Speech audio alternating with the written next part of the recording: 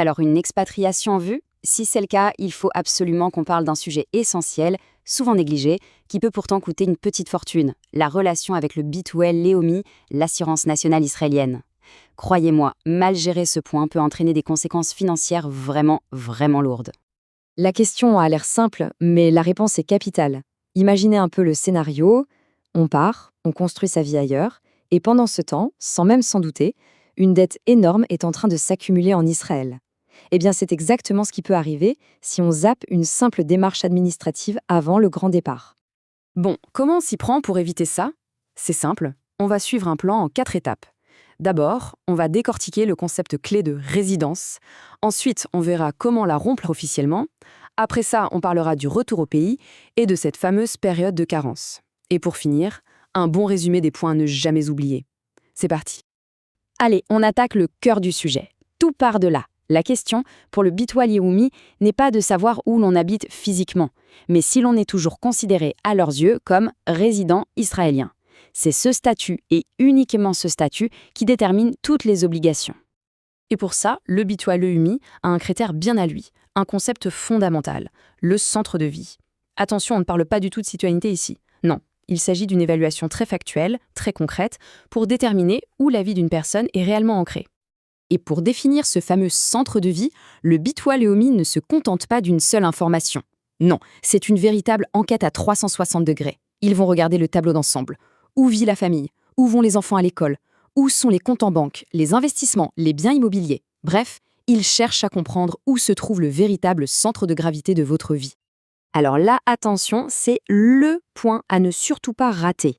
La notion de résidence pour le B2L Leumi est complètement différente et indépendante de la résidence fiscale.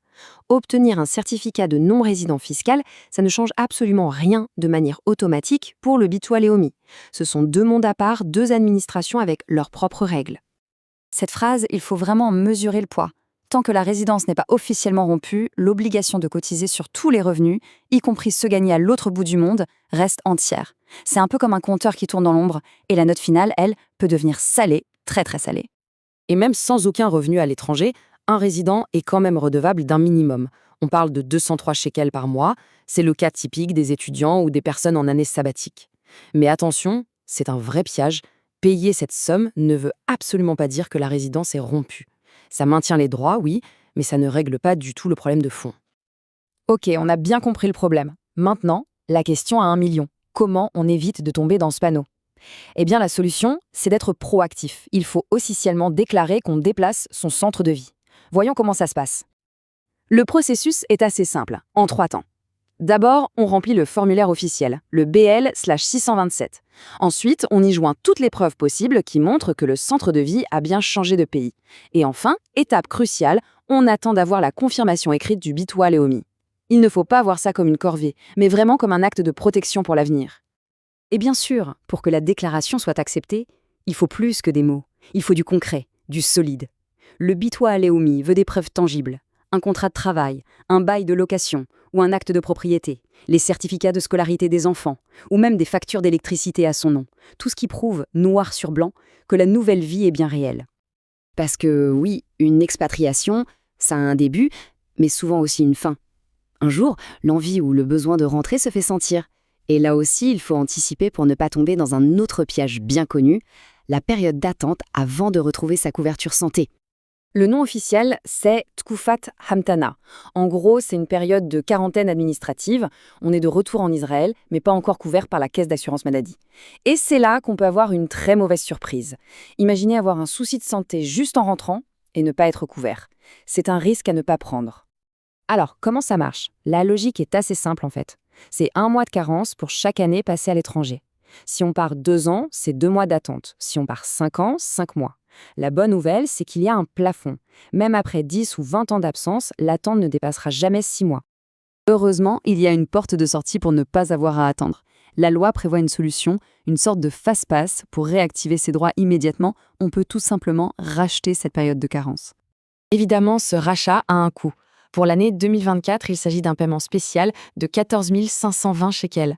C'est une somme, c'est sûr, mais c'est le prix de la tranquillité d'esprit pour être couvert par l'assurance maladie dès le premier jour du retour. C'est un chiffre à absolument intégrer dans son budget de retour. Bon, on a vu pas mal de choses. C'est le moment de tout rassembler, de faire le point avec la checklist ultime pour que l'expatriation se passe sans accroc, du moins sur ce plan-là. Allez, on récapitule. Point numéro 1, tout tourne autour du statut de résident. Point 2, quitter le pays ne suffit pas. Il faut une démarche active, avec le bon formulaire et des preuves solides. Point 3, une fois la résidence rompue, les droits et les obligations sont suspendus. Point 4, au retour, on anticipe et on budgétise le rachat de la carence.